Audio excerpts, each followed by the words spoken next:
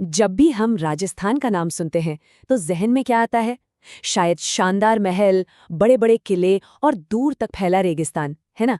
पर आज हम इसकी एक अलग ही पहचान को जानेंगे, वो प्राकृतिक विरासत जो इस राज्य को सच में बहुत खास बनाती है।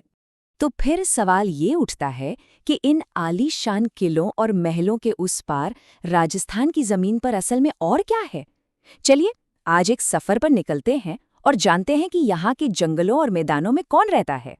आगे बढ़ने से पहले ये समझना जरूरी है कि अभयारण्य या सैंक्चुरी आखिर होता क्या है। देखिए, सीधे शब्दों में कहें तो ये एक महफूज इलाका है, एक ऐसा घर जहां जानवर और पक्षी बिना किसी डर के आज़ादी से रह सकते हैं। और हाँ, यहाँ शिकार करना बिल्कुल मना है। तो चलिए सबसे पहले बात करते हैं नेशनल पार्क्स की। आप इन्हें वन्य जीवों की दुनिया के ताज के गहनों की तरह समझ सकते हैं। ये वो जगह हैं जहां कुदरत और जानवरों की सुरक्षा के नियम सबसे ज्यादा सख्त होते हैं। और इस लिस्ट में पहला नाम आता है सवाई माधोपुर के मशहूर रणथंभौर नेशनल पार्क का। ये राजस्थान का सबसे फेमस टाइगर रिजर्व है, मतलब एक ऐसी जगह जिसे खास तौर पर बाघों को बचाने और उनकी आबादी बढ़ाने के लिए बनाया गया है। इसको आप ऐसे समझिए जैसे हमारे घर की दीवारें हमें महफूज रखती हैं, बिल्कुल वैसे ही ये पूरा पार्क बाघों के लिए एक सेफ जोन है। ये सिर्फ जंगल नहीं है, ये बाघों का अपना एक किला है, एक महफूज घर। अच्छा, एक बहुत ही कॉमन कंफ्यूजन है जिसे क्लियर कर लेते हैं। कई लोग बाघ और तेंदुए में फर्क नहीं कर पाते। तो याद रखिएगा, बाघ यानी टाइगर के शरीर पर धारियां होती हैं और तेंदुए मतलब लेपर्ड के शरीर पर गोल गोल धब्बे होते हैं। अब बाघों की दुनिया से निकलकर चलते हैं पक्षियों के स्वर्ग में, यानी भरतपुर के केवलादेव नेशनल पार्क में। ये जगह प्रवासी पक्षियों के लिए जन्नत है, खासकर साइबेरियन क्रेन के लिए, जो कड़कड़ाती ठंड से बचने के लिए हजारों किलोमीटर दूर से उड़कर हर साल यहाँ आते हैं। नेशनल पार्क्स तो हो गए, पर कहानी यहीं खत्म नहीं होती। अब नजर डालते हैं राजस्थान के कुछ और छिपे हुए खजानों पर, यानी वाइल्ड लाइफ सैंक्चुरीज पर, जो अक्सर किसी खास जानवर को बचाने के लिए बनाई जाती हैं। चलिए एक नज़र में देखते हैं। अलवर में है सरिस्का, जो अपने हरे कबूतरों और बाघों के लिए जाना जाता है। फिर है कोटा का चंबल अभयारण्य, जो घड़ियालों का घर है। चूरू का ताल छापर काले हिरणों के लिए फेमस है। और सिरोही के माउंट आबू में आपको जंगली मुर्गे देखने को मिलेंगे। यहाँ सरिस्का से जुड़ी एक बहुत ही कमाल की बात है।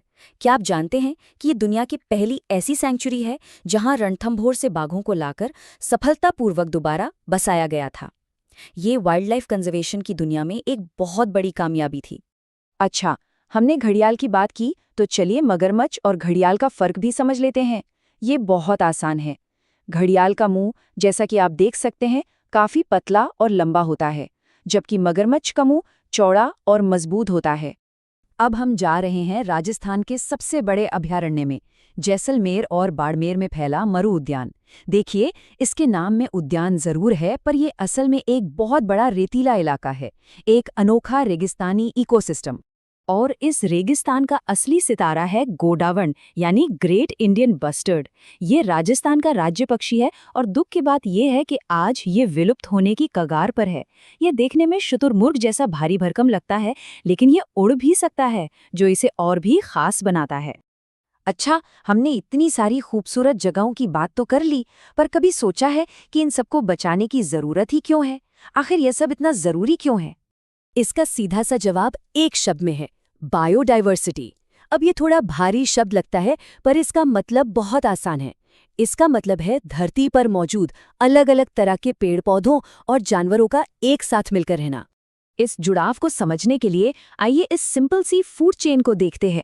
घास उगती है, हिरन उस घास को खाता है और फिर बाघ उस हिरन का शिकार करता है। ये कुदरत का एक बहुत ही नाजुक लेकिन परफेक्ट बैलेंस है। अब जरा सोचिए, क्या होगा अगर इस चेन में से एक भी कड़ी टूट जाए? अगर घास खत्म हो गई तो हिरन क्या खाएंगे? और अगर हिरन ही नहीं बचेंगे तो बाघ भूखे मर जाएंगे। इसीलिए ये अभयारण्य सिर्फ एक जानवर को नहीं, बल्कि जिंदगी के इस पूरे सिस्टम को, इस पूरे ताने बाने को बचाते हैं। तो आखिर में ये सवाल हम सबके सामने आकर खड़ा होता है। ये जो हमारी अनमोल कुदरती विरासत है, ये जो नाजुक सा संतुलन है, क्या इसे बचाना हमारी जिम्मेदारी है या नहीं? इस पर सोचिएगा जरूर।